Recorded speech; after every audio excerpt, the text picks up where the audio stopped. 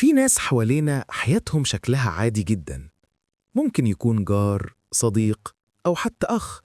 بتشوفه يضحك ويهزر ويعيش طبيعي، لكن فجأة ومن موقف صغير جدا تلاقيه انفجر بطريقة عنيفة مش متناسبة مع الموقف. مرة راجل سايق عربيته في الزحمة، اللي قدامه داس فرامل فجأة. أي حد ممكن يزعل أو يزمر وخلاص. هو لأ، نزل من العربية يزعق ويشتم، وصوته عالي جدا، ممكن يوصل إنه يخبط على الإزاز أو يمد إيده. الناس كلها اتفاجئت، مع إن الموضوع ما استاهلش كل ده. وبعدها بدقايق، أول ما ركب عربيته تاني، قعد يقول لنفسه: أنا ليه عملت كده؟ إزاي لحظة تخلي شكلي كده قدام الناس؟ أو مثلا في البيت، ست قاعدة مع ابنها طفل صغير، كب الشاي بالغلط على الأرض. حاجة بتحصل كل يوم في أي بيت، لكن رد فعلها كان انفجار.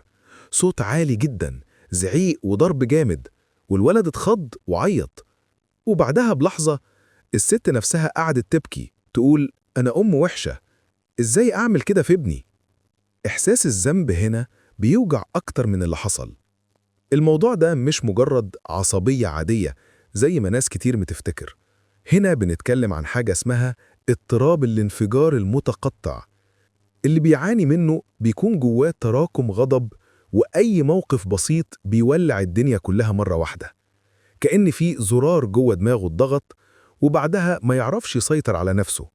المشكلة إن أول ما يهدى، هو نفسه يبقى أكتر واحد موجوع وبيلوم نفسه. طيب، إيه اللي بيخلي حد يوصل للحالة دي؟ الأطباء بيقولوا إن أسبابه مش سبب واحد. ساعات بيكون له علاقة بتركيبة كيميائية معينة في المخ أو تاريخ وراثي في العيلة، وساعات بيتأثر كمان بالتجارب اللي عاشها وهو صغير، زي العنف أو الإهمال أو بيئة مليانة توتر. يعني السبب مش إن الشخص مزاجه وحش أو عصبي، لأ، ده اضطراب نفسي حقيقي وله جذور علمية. حتى في المواقف الاجتماعية، شاب كان قاعد مع أصحابه على القهوة، صاحبه قال كلمة عادية جدا بهزار، أي حد ممكن يعديها. هو حس إنها إهانة كبيرة، ولقى نفسه واقف بيزعق ومستعد يضرب صاحبه. بعدها بيومين صداقتهم اتهزت، وهو لما قعد يفكر بهدوء لقى إن الكلمة ما كانتش تستاهل كل ده أصلا. الانفجارات دي خطيرة جدا، مش بس لأنها بتوجع الناس اللي حواليهم، لكن كمان ممكن تخسرهم شغل أو علاقات أو حتى تسبب لهم مشاكل قانونية. بس الأكيد الشخص اللي عنده الاضطراب ده مش وحش ومش مختار يبقى كده. هو محتاج وعي ومساعدة، والعلاج موجود فعلا، لكن لازم يكون تحت إشراف طبيب نفسي متخصص دارس حالتك كويس. ساعات بيكون في أدوية، وساعات جلسات علاج تساعدك تعرف إزاي تفرغ الغضب وتتعامل مع الموقف من غير ما تأذي نفسك أو تأذي اللي حواليك. المؤلم فعلا إن أغلب الناس اللي بيعانوا من الاضطراب ده لما يهدوا يبقوا أول ناس يلوموا نفسهم، يقولوا: أنا مش عارف ليه ما سيطرتش، أنا ما كنتش أقصد.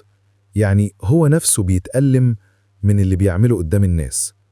وبالمناسبة، لو حاسس إن الكلام ده بينطبق عليك أو على حد قريب ليك، اعرف إن دي مش عصبية طبيعية، ومش عيب أبداً إنك تدور على علاج.